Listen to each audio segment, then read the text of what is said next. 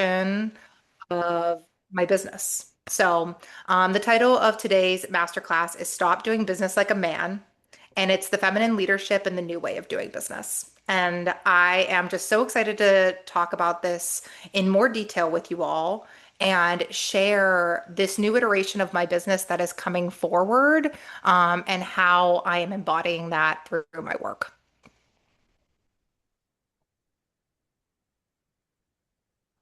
Okay, so let's talk about what we're going to move through today because I have quite a bit to cover. I really want to begin by understanding why traditional success strategies leave so many women exhausted. I mean, drop a one in the chat if you are freaking tired. And this could be if you're a business owner, it could be if you are working 9 to 5, one and a half. Faith, I feel that. Yes, yes, we are all tired, right? Yes, we are all feeling it. And I think there's a lot of explanations maybe as to why. But it's something that keeps coming up over and over again with the women that I talk to and work with is that we're tired. And so I have a running hypothesis as to why we are tired. And I think a lot of it has to do with these traditional success strategies. So by the time we walk out of here today, I am going to hopefully provide a little more explanation and insight as to what is fueling this exhaustion and how we can begin to combat that. In addition to that, I want to identify the hidden costs of operating in constant doing mode. I don't know about y'all, but I'm in a place where I'm really having to unlearn how to not be busy all the time, how to embrace slowness, embrace lulls in my schedule, lulls in business, whatever it may be. When we are constantly operating in that doing mode, there are taxes that are coming against our body, our nervous system, our mindset, our family, all the things. So we're going to talk about some of those. And then I'm most excited to share the principles of feminine leadership and why they matter now more than ever before in history. So, really excited to share this concept with you all because it's something I'm going to be weaving into my content online and having future workshops around that center feminine leadership. And then finally, leave with one immediate shift you can implement now, today. So again, part of what I want to speak about is that not just building awareness and understanding of this. I think a lot of master classes out there, like you get energized and you're like, yeah, let's do it. But then you don't know what comes on the other side of that. Like you don't, how do we actually implement that into daily life? So we're going to talk a little bit more about at least one thing you can take with you moving forward. All right. So most of you on here actually know me already, but for those watching the recording and for those of you who may have not known me or seen me recently, my name is Dr. Elena Puff. I am the founder of Flow State Coaching and Consulting. I have been an entrepreneur for almost 3 years now, and it has been a very nonlinear journey to get here. My background is as a classroom teacher. I taught middle school English at the ripe age of 21, back in the day. And I always had a desire to work with children and help families. And that was kind of the journey that I went on in the first half of my career was how to do that. I went and got my master's at Ohio State in school psychology, worked in public education for years, burnt out very quickly, not only in teaching, but in my job as a school psychologist. And I did what most high achieving women do. I went back to school. What's a doctorate? Faith, I could see you laughing. You're like relatable content. I went back and got my PhD at the University of Arizona in psychology. And that was truly my wake up call. That was my wake up call that after I completed that degree, I thought happiness would be on the other side, and it wasn't. And so that started, that was almost 7 years ago. And that has really started this healing journey of coming home to myself. And part of that, a big milestone in that process was leaving my full-time employment back in January of 2023 to launch Flow State. And there is nothing like entrepreneurship to illuminate your deepest wounds, your darkest secrets, things that you were able to kind of keep underneath the surface. That all comes forward. And so I built this business working primarily with children and families, and currently in this moment, you're catching me mid pivot. In the last few months, got this deep download to pivot into working with women like us. And I had no idea what that would look like or mean. And so this is the first masterclass of a series called The Collection, which I will speak more about, where I'll be talking once a month and giving some kind of masterclass workshop to educate my community, build community, and really gather ambitious, smart girls and who are either working in 9 to 5s or building something of their own and really infusing this idea of feminine leadership into that. So currently, I'm really here to help lead women leaders unlearn patterns of overworking, overgiving, doing it all alone, and gain wealth, visibility, and impact from a place of deep alignment and feminine power. The old way of doing things isn't working. And so part of the responsibility of the new women leaders in our society is to provide a roadmap of a new way of doing things. And I'm just so honored to be able to share that. And I know that when I tell my story, most of the people that I speak with, it resonates some part of it, right? And so we're not alone. And in fact, we're actually deeply connected. And so and speaking about this more, what I want to share with you is if you do resonate with any part of the story, it is not your fault. It is not you.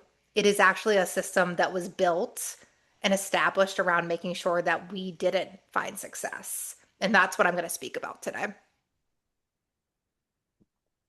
So, you were sold a blueprint that was never designed for you. This room right now, if I just look at the folks who are in here and even those who are signed up for the recording, you are all high achieving, brilliant, capable women. You all have done everything right, everything you were supposed to do. But one commonality that links many of us is that something feels deeply off. Something's missing, or something just feels not right, or at a cost that's becoming a little bit too expensive to ourselves. And that is what I want to speak to that intersection today. For many of the women in my world, my friends, my colleagues, women that I work with, you're high achieving, but to my earlier point, you're exhausted. It's coming at a cost. You're leading rooms, you're leading workshops, you are leading your teams, but it costs you everything outside of work. And in addition to that, you're successful, but you're quietly falling apart inside. Something feels deeply disconnected. And I think this is something that I hear over and over and over again from high achieving, ambitious women. And so on paper, everything looks great. On Instagram, everything looks fine. But I want to get deeper into the conversation at the more intricate costs that are happening below the surface. So I wanted to share a little personal memento around how the hustle and grind narrative wasn't built for us. I went into my photo archives and I looked up some photos of little Elena, college Elena, and then more recently when I graduated with my PhD a few years ago. And the reason I share this with you is because I mentioned a few slides back that this none of this is your fault. And a lot of this isn't even your choice. When I think back to little Elena, I think about how she was raised in a family where success was praised. Success was the standard of what we were achieving for. And so early on in our childhood experiences, and this is universal for everyone, the unconscious patterns and beliefs that were impressed upon us as young kids unconsciously carry with us throughout our life. So a takeaway from today already, if you so choose, is to think about how was success and praise given in your childhood home? Was it only when you did things well? You brought home A pluses, received an award? Because again, that is an explanation for why you might be totally drained, even though on paper everything's going well. And so again, I was in a place where as a young child, that was the goal, was to keep making my parents proud. And unconsciously, my worth became tied to that. That who was I if I was not able to pour into success? That brings me to that picture was taken my senior year of college. I was a competitive Division 1 rower, and Danielle, I know you're on the call, my former rowing buddy. Um, and that was my senior year. At that point, I had been rowing for 6 years, 7.5 years, and I was so burnt out and exhausted. I actually hated the sport because um, I wasn't listening to myself in terms of my intuition was telling me that I didn't want to do it anymore, but I thought I had to do it to row all 4 years in college, and it was a pride thing. And so I was deeply disconnected from this idea of trusting myself and trusting the decisions I could make. And then that brings me finally to me in the Harry Potter Hogwarts garb. You know, I was never a fan of school and I didn't enjoy going to school, but I thought that the more letters I could accrue at the end of my name, the more my worth was, which we all know is simply not true. And so that was really the end of the line. That final photo was realizing that I had been working to achieve from the time I was a little girl all the way up to walking across a stage for other people and not for myself. And that was when I knew enough was enough. So that brings me here today and what I'm going to teach you. I want you to imagine leading from a place of peace and alignment.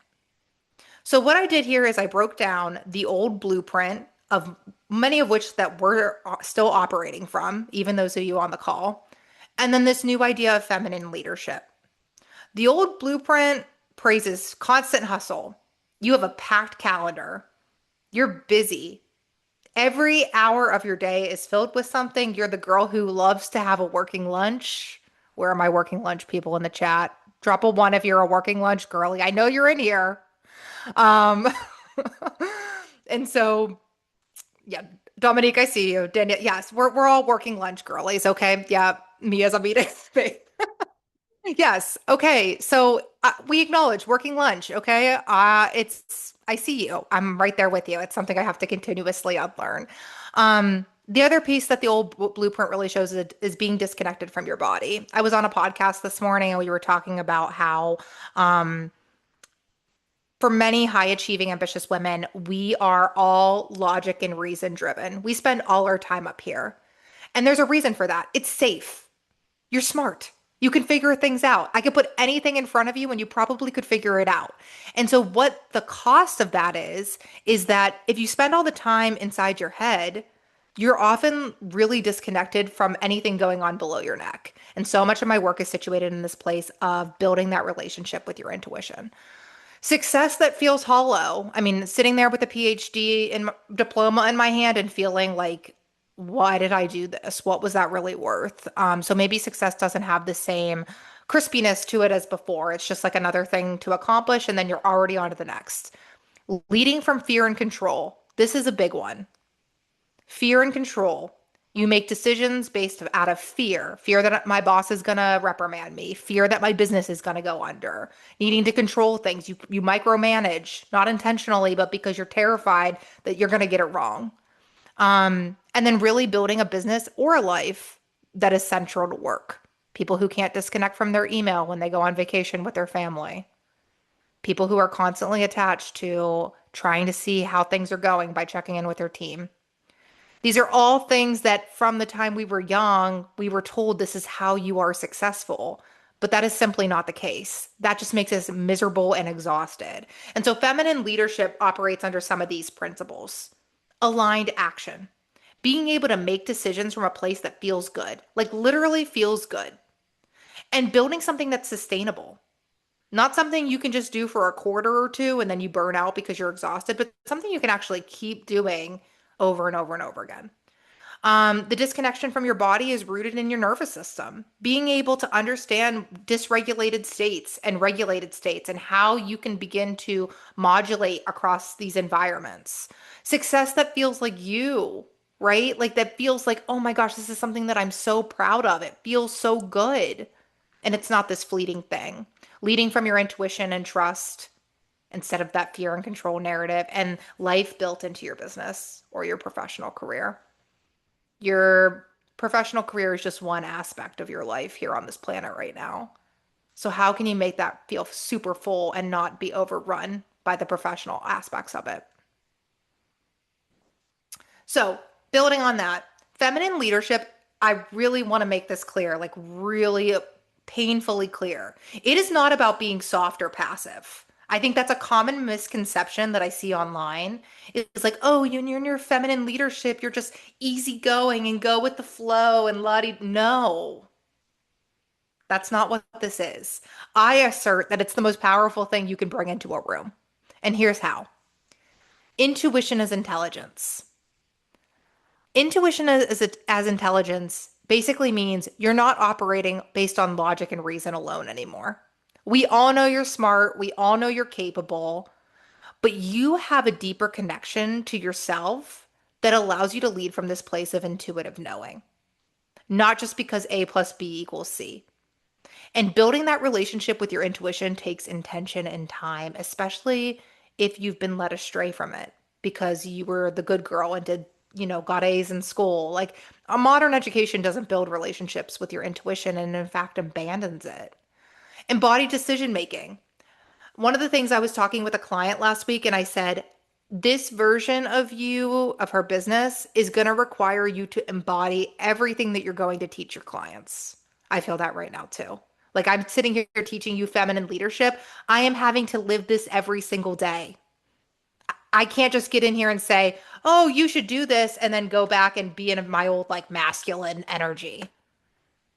So, embodied decision making comes from a place of really making sure that your nervous system is supportive as you step into the new iteration of you and that you can embody everything you're asking of your team, of your clients. Integration, not separation. When I was working in public education, I kept a split mind. So, how I showed up at work was very different than how I showed up in my personal life. They were segmented. And this goes into the embodiment piece.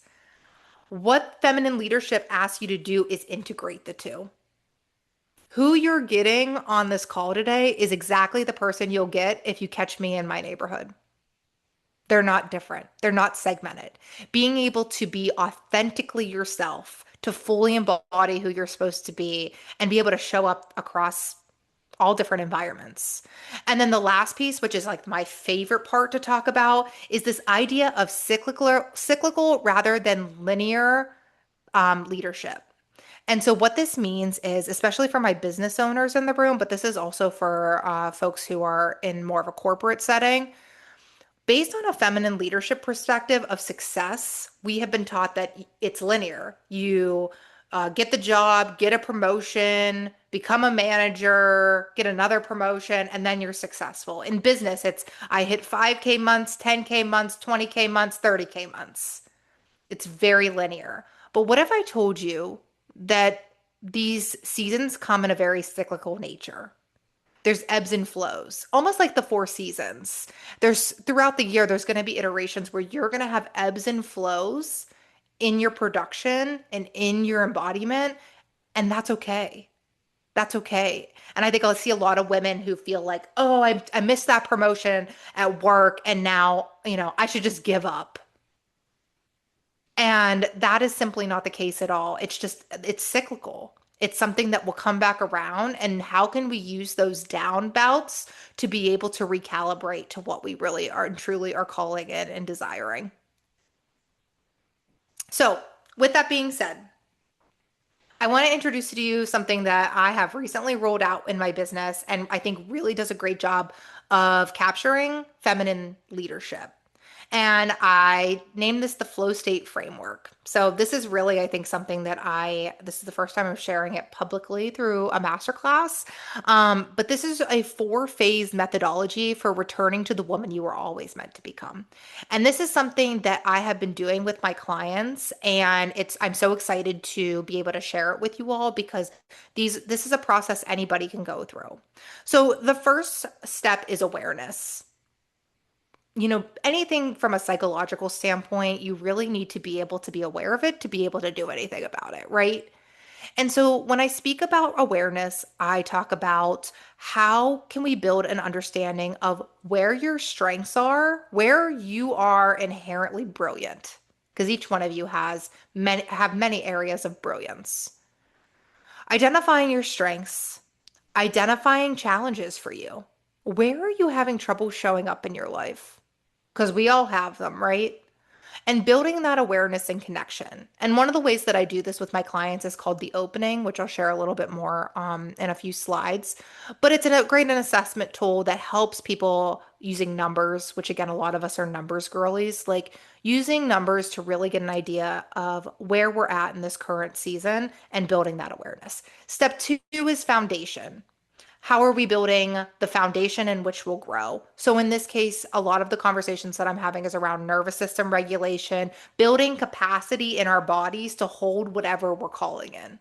If you have a shaky foundation, just like a house, it won't last very long. And so I see a lot of people bypass this step because this is usually where a lot of like past trauma or belief systems live that can be really uncomfortable to dive into. And that is uncomfortable. It just sucks. It's hard work. But building a sturdy foundation allows you to build your dream house on top of it. And so that brings me to step three, which is the vision, which is really allowing yourself to think about, if you're a business owner, how many hours a week do you want to work? How much time do you want to spend with your family? How much money would you like to make? Like all these things that allow you just the spaciousness to think about the dream life that you're calling in. And then step four is integrating that. So once we put things in place, a lot of the times with people that I've worked with in the past, women come in and they're like, I know all the things, I have the vision, and then I got back into the rhythm of things and everything fell apart. And that's because they're missing the integration piece. We know everything, but how do we actually embody everything and integrate that into our current systems and flow within our business or in our job? And so this process, it builds on the one before it, and it's meant to guide you to this place where you can actually fully embody feminine leadership. So I want to give you a case study because I always learn very well using case studies, and I thought, let's put it on somebody who's actually been through this. So I'm giving you Rebecca today. So Rebecca, a lovely lady, she left her tech career. So she was like in a really amazing position. She's had recently been promoted in the tech industry, and after a lot of chronic stress and ultimately developing an autoimmune condition, she made the what she called impulsive decision to leave, which I thought was incredibly brave. But Rebecca had always had dreams of starting her own consulting business in the tech world. She was already a little bit of you know, a leader because she was in a male dominated industry anyway, and so she really kind of had that in her personality to like go against the grain. And so she left her job, she was able to take care of her health, but then about 6 months before she started working with me, she had started a business. Because of her relationships in the tech field, she quickly landed clients and was gaining momentum because, people were referring folks to her. And she was like, okay, I can do this. I can be an entrepreneur. Drop a one in the chat when you remember, if for my entrepreneurs in the room, when you first started getting clients and you were like, yeah, I got this. If you remember that, go ahead and drop a one. Um, that is always a very exciting time because it's like, oh my gosh, I can actually do this. Yes, absolutely. I was the same way. Like my first couple clients, I was like, oh, I got this. Well, we all know what's on the other side of that initial burst of clients. Yes, Faye, I love it. On the other side of clients is the realization. You're feeling confident, you made the right decision, but guess what happened? She started getting sick again. The burnout symptoms came back, the ones that she had experienced in her tech job, the ones that made her leave her tech job, and she started feeling sick. One of the things when she came to me that she noted she struggled to disconnect from her work.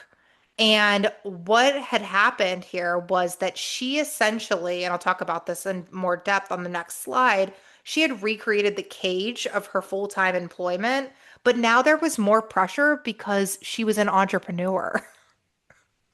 So not only did she recreate the demands and stress of her last job, but now she had even more stress because she had to make sure ends were able to be met. And one of the realizations that we worked through in this process was that she had changed careers, but she hadn't changed the patterns of her exhaustion. She copy and pasted, and that clearly wasn't going to work. Okay. So I took her through the flow state framework. Step one was awareness. What Rebecca believed. When she first came to me, she was like, the corporate tech industry is toxic. It's all male dominated, blah, blah, blah, blah. And that's why I'm burnt out. She had this belief that once she left the tech industry, she everything would improve. If I just create my own thing, everything will be good in my life. She thought more freedom would automatically create more balance and that she would be able to live this life that she had truly been desiring. So we went through the opening session together, and I read Rebecca's results. And one of the big takeaways that we got from that session was she realized her identity was tied to achievement. So we went back to the little girl version of Rebecca, and we really saw that some of those stories that I shared with you, even about my own personal experience, she shared those. And it was a big aha moment for her because she had never made that connection. She also equated her productivity with her worthiness, which I also know a lot of folks in this room can relate to. The to-do list, the more checks on it, the better day we had. And that can be incredibly toxic because you are worthy regardless of how much you get done today, right? You are worthy no matter how many clients you book in a quarter. You are worthy beyond that. And so we really had to kind of work around this worthiness piece. She Homegirl did not know how to ask for help.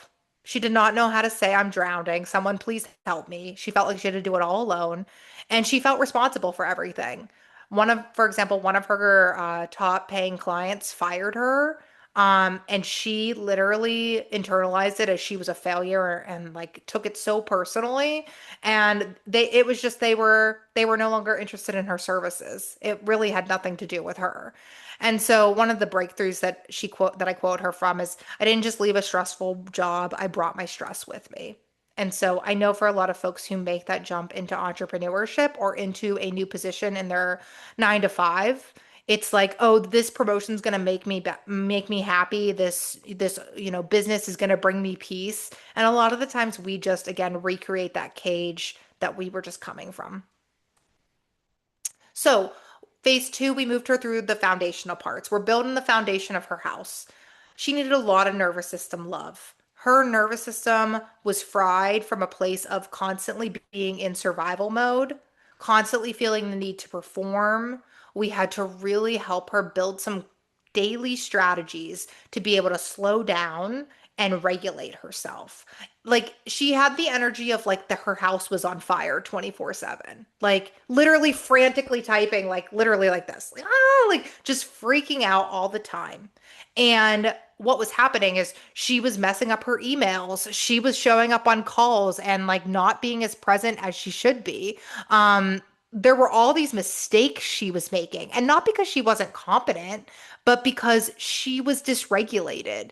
And so we had to work on some really like basic strategies to help her begin to build that regulation, which led to the next part, reconnecting with her intuition. Rebecca had disconnected from her intuitive side when she was a little girl because that intuitive side was not praised in her family.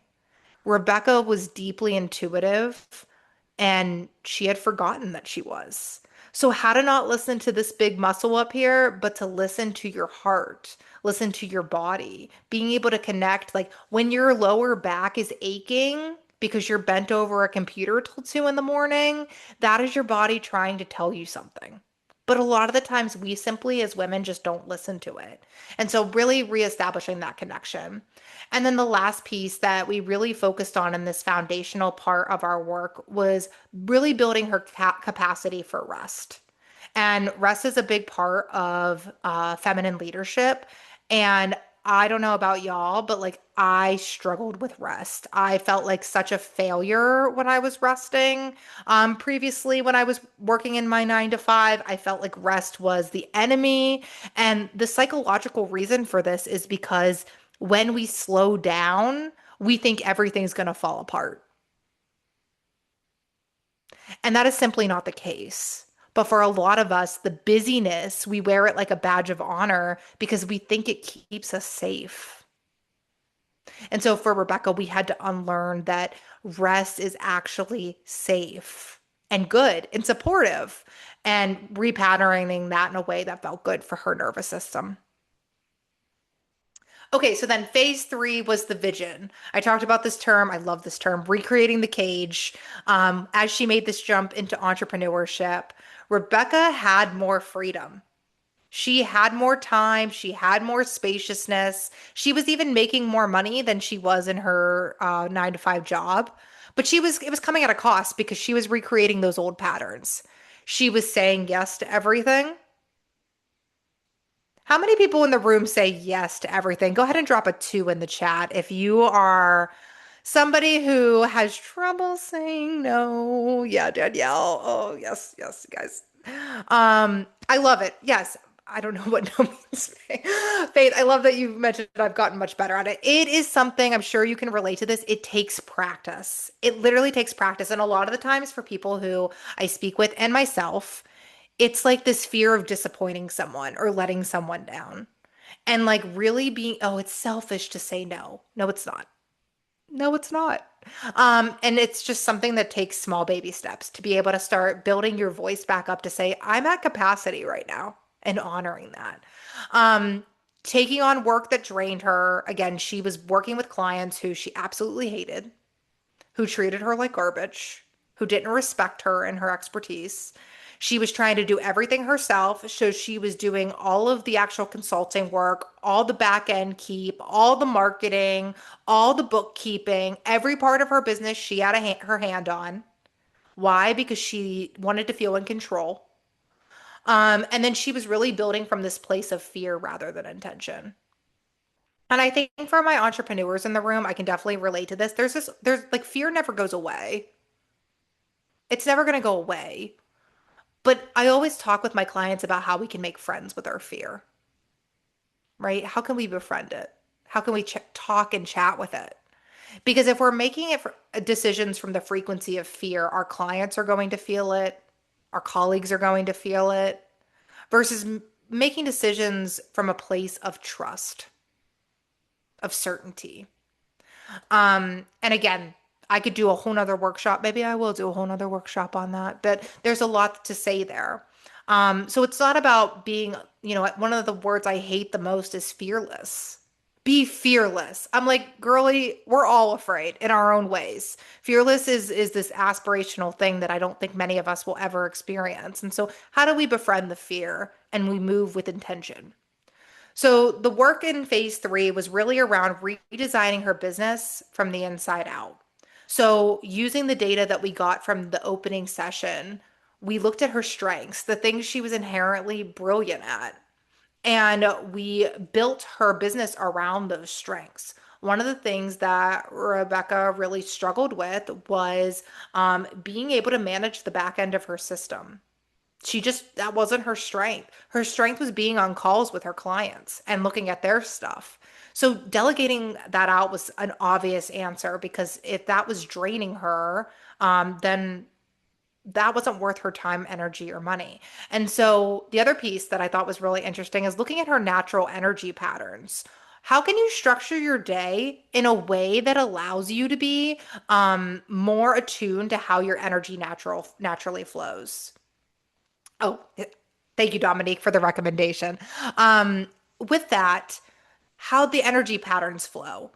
So, for example, in Rebecca's case, she really struggled like morning was her best time. It was her zone of genius. When she woke up, she felt like she could do her best work. By the afternoon, she was kind of not at her best capacity. She needed to do more administrative tasks. Well, when I met her, her schedule was flip-flop. She was doing all her consulting calls in the afternoon. And when I asked her why, she was like, my clients just suggested it and I said yes. And so again, being able to stand in that leadership and offer times that kind of go with that natural energy cycle throughout the day made a huge difference in terms of her ability to show up and be present. Her ideal lifestyle, how many hours she wanted to work, what her revenue goals were, and what was really sustainable for the pace of life that she was really desiring and calling in. Okay, so then phase four, the final stage in our process. This is the one of my favorite parts because this is the integration. This is where all the work that you have done gets to be integrated into your life.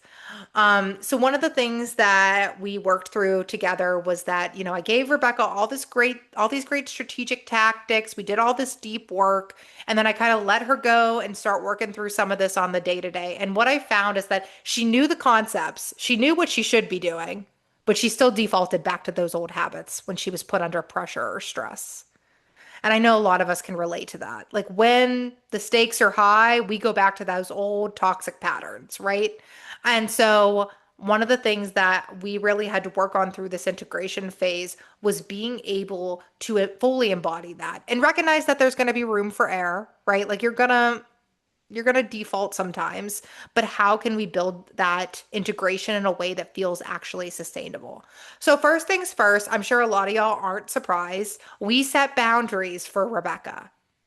We had to teach Rebecca that boundaries are not bad, that boundaries are appropriate, that boundaries are actually a form of self respect. So, obviously, saying no, I'm at capacity.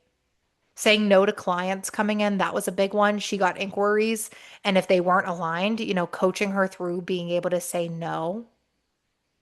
She's like, that's like $10,000 I just said goodbye to. And I said, think about the cost that would come at taking that $10,000. Somebody who doesn't respect you, who doesn't honor your skill set, who pushes your boundaries would come at such a greater cost than that monetary amount versus someone who would make it the easiest thing in the world. So boundaries were super important for her.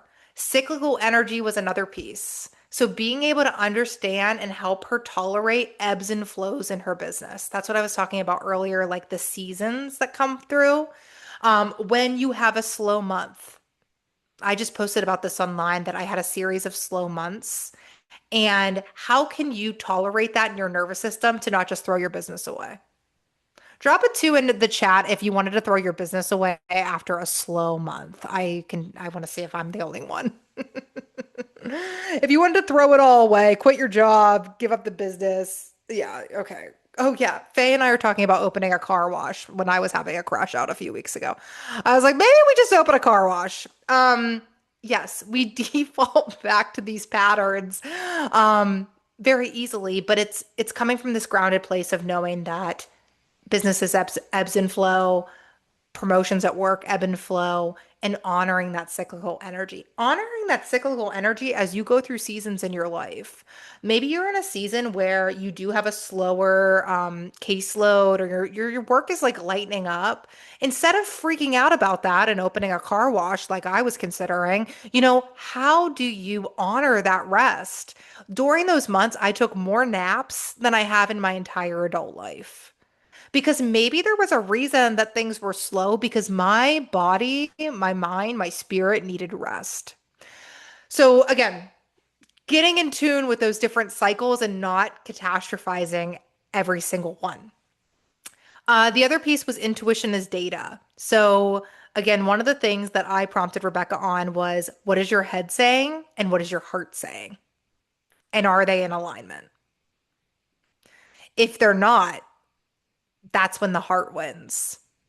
The brain loves to lie to us. It loves to play tricks on us. It loves to do, show our deepest wounds and make us worst case scenario and keep us stuck and small.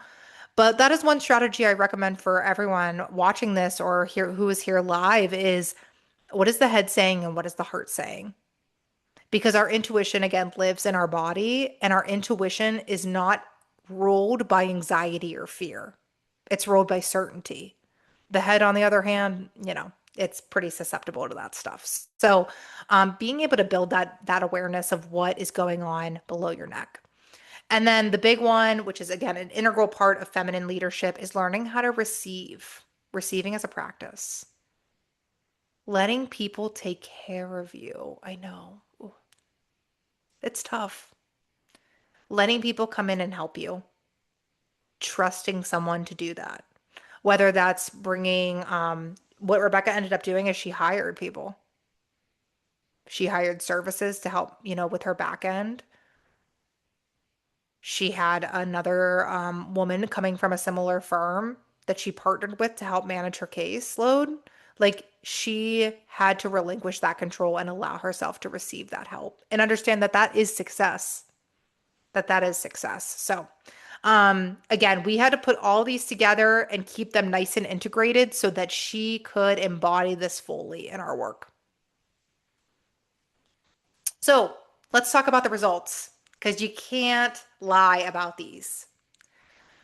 Rebecca, by the time that she was done with me, she had replaced and doubled her former tech salary, which she was already getting paid very well. So she was just crushing it. She worked 25 hours a week, max. 25. And that's not an exaggeration. I had her log them for me. She hired support and delegated operational tasks. She's still consistently attracting highly aligned clients, so people she just loves to work with. She actually works with a lot of women-led tech, which is awesome. She created predictable revenue without feeling like she had to hustle. One of the things that the technical pieces we worked through was trading dollars for hours. As a consulting firm, she was trading dollars for hours, and that created a lot of unpredictability, which sent her nervous system into overdrive.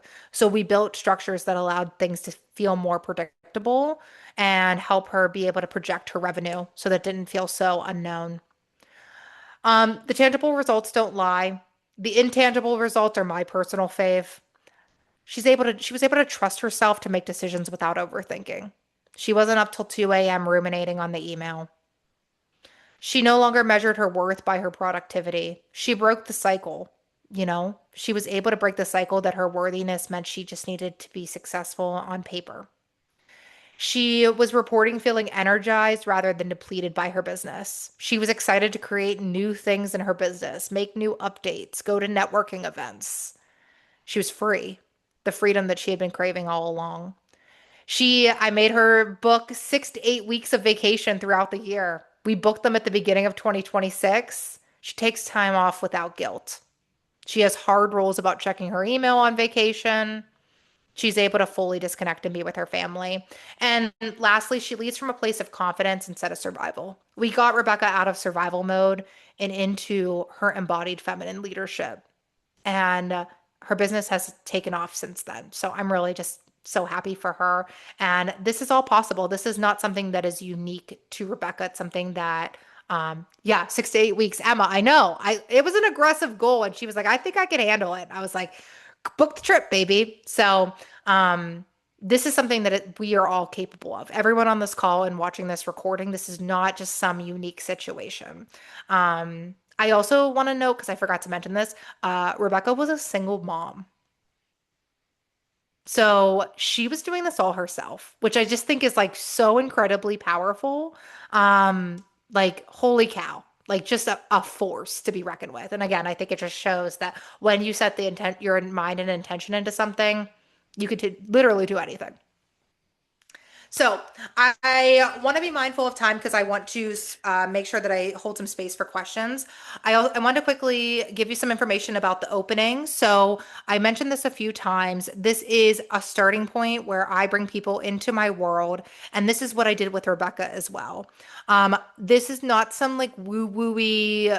I love human design, but like it's not a human design, astrology, things like that. This is an evidence-based, science-backed assessment. This is something that only psychologists can administer. So this is again something that is really safeguarded to protect the people who are interpreting this. And it is a roadmap. When I started my business coach gave me this and it changed my life. It put numbers to things that I had been hiding behind forever. Together we at the assessment we look at how you handle stress. So what are your patterns under pressure? Where do you show up well? Where do you not? Where are your strengths? Where are those areas of brilliance that you just take off? And then where are those growth edges? Where are you lagging? And how's that showing up in your life and in your business? What drives you? What's your motivators? What's your why, your purpose, those bigger questions? And what we do is we review that data together. And essentially what I do is create a roadmap for you, just like I did for Rebecca.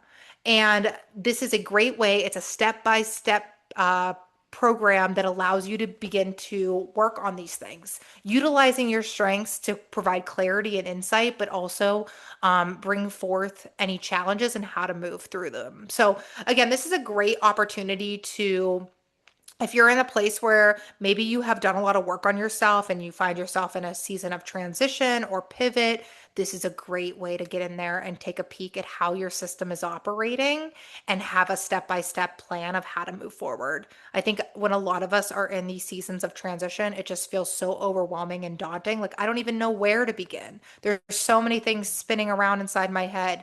This is allowing us to slow it down and pull back and really look at where you're at and where you want to go. So, welcome to the new way of doing business, y'all. As I get ready to close out the presentation, I want to give you an opportunity to reflect. You're not going to get off the call without doing a reflection question, ladies. So, taking a moment, slowing down for a second, I want you to think about where are you currently operating from survival instead of alignment. This can be at work, this can be at home, this can be in the community. As you listen to Rebecca's story, what resonated with you about what she struggled with? And how could you relate to that? Taking a second, just either making a mental note or writing it down.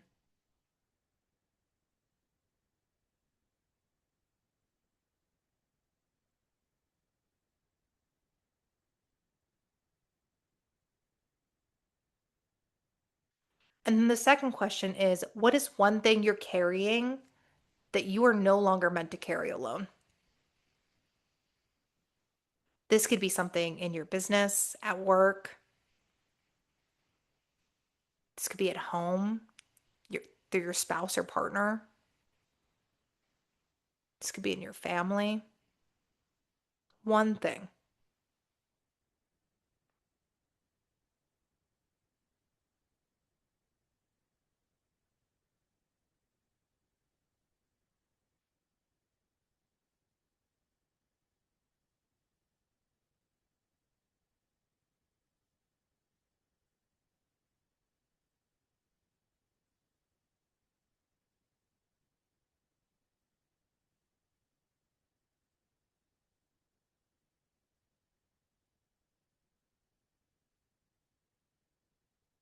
So as you begin to wrap that up, I want you to think about your next step. Again, we go to these master classes, we watch them back on replay, we get super energized and excited, and we're like, yes, something different, we're inspired. And a lot of the times, again, that integration piece, we forget about it. You're going to close out of the Zoom browser, you're going to go back to your email, you're going to go back to your family, and nothing's going to change. So, one of the things when I was designing this masterclass that I wanted to offer you is space. And so I'm offering these complimentary 30-minute energy check-ins.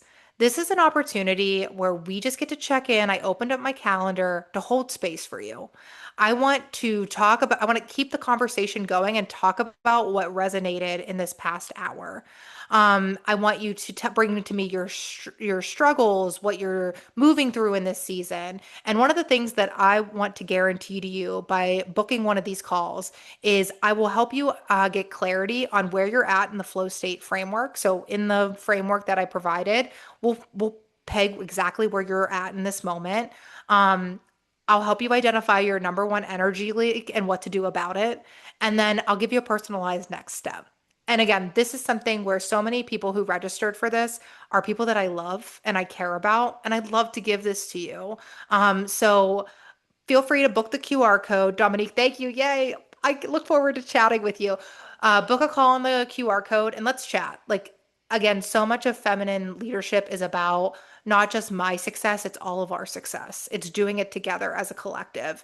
And so I'm just so honored to share this with you all. And again, this is a great way to keep the conversation rolling without any strings attached. This is just like my gift to you all because I'm grateful that you're even here, that you're rewatching this, and yeah, that we're moving forward together as a collective of strong, powerful women. With that being said, I want to close out today. The last piece that I invite you to do is if you weren't able to jump and get a space on my calendar.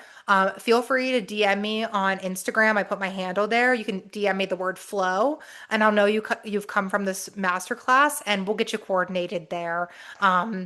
What I did is I left my contact information down there. Feel free to let me know if you have any questions. Feel free to email me.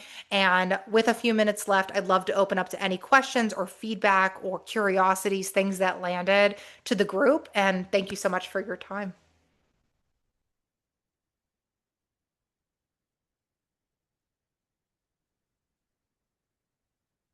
Like if no one else will jump in, I'll jump in. Well, thank you first and foremost. I always learn so much being in your space and definitely tagged you on Instagram in a little post or a little shout out Yay. saying you were amazing and wonderful and all the things.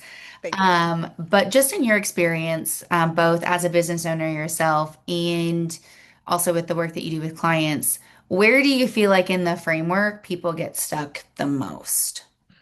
That's a great question, Faith. Thank you for that. So I think for a lot of high achieving women, we are very self-aware. Like we Yeah. know what we struggle with. We know that we shouldn't be doing this. Um, I think one of the things that I see most common where people bypass is they bypass that foundation, step two. Yeah. They go right to like they hire a business coach. The business coach is like, this is the vision, this is what we're creating. They build it and they're miserable or it feels very misaligned. And it's like what I used with my house analogy like, you can't build a house on shaky foundation or it'll sink into the ground or fall over. And so I do see a lot of people avoid the foundational work. Again, what I spoke about earlier, it's uncomfortable, it's hard. Like it's hard work. And so I know that it's not meant for everybody, but I think it's so important to normalize that this is part of the process of building a healthy relationship with work is getting through some of these beliefs and nervous system piece. So, yeah, thank you. Any other questions? Just checking out the chat here. So your homework is to go book 6 to 8 weeks of vacation for next year. Oh, amazing. All right, everyone. Well, if there are no more questions, I look forward to doing energy check-ins with you guys. And thank you again for making space on your very full calendars, I imagine. I hope you're able to take something away that you can incorporate immediately. And what I'll do is I'll send a follow-up email with the recording. So if you want to share it with anybody, feel free. I'll also put the sign up there as well if you want to book your free energy check-in. And then I'll see you next month for July's workshop, which is your body kept score, now what? Which is all going to go deeper into this whole nervous system piece and that foundational step in the framework. So I'll send you, you'll get exclusive RSVP access to that before it's even launched. So keep an eye out in your email and thank you again. Have a beautiful rest of your day. Bye, everyone. Bye.